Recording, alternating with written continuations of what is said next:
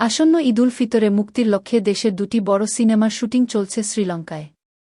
শাকিব খান অভিনীত প্রিন্স এবং সিয়াম আহমেদ অভিনীত রাক্ষস সিনেমার অন্যান্য অভিনেতা ও কলাকুশলীরা এখন সেখানেই অবস্থান করছেন। প্রিন্স সিনেমার শুটিংয়ে অংশ নিতে শাকিব খান গত 15 জানুয়ারি শ্রীলঙ্কায় যান। 17 জানুয়ারি থেকে তিনি পুরোদমে শুটিং শুরু করেছেন।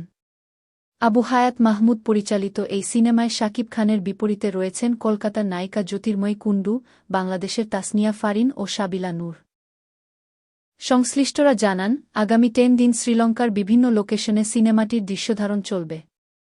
অন্যদিকে 14 জানুয়ারি থেকেই শ্রীলঙ্কায় অবস্থান করছেন সিয়াম আহমেদ। পরদিন থেকে তিনি মেহেদী হাসান হৃদয় পরিচালিত রাক্ষসের শুটিংয়ে অংশ নিয়েছেন। এই সিনেমায় সিয়ামের বিপরীতে আছেন কলকাতার অভিনেত্রী সুস্মিতা চ্যাটার্জি। সিনেমার 28 সদস্যের একটি ইউনিট বর্তমানে সেখানে কাজ করছে। শুটিং চলবে আগামী 2 সপ্তাহ। দুই সিনেমা সংশ্লিষ্টদের সঙ্গে কথা বলে জানা গেছে, সিনেমা দুটি আগামী ঈদুল ফিতরে মুক্তি দেওয়ার পরিকল্পনা নিয়ে শুটিং করছেন। আগামী ঈদুল ফিতরে মুক্তির জন্য শুটিংয়ের পাশাপাশি চলছে সম্পাদনার কাজ। কারণ গত কয়েক বছর থেকে ঈদের উৎসবকে ঘিরে সিনেমা মুক্তি দেওয়ার একটা প্রতিযোগিতা শুরু হয়েছে। ঢাকায় বাংলা সিনেমার দর্শকও এখন ঈদের মুক্তির দিকে তাকিয়ে থাকেন।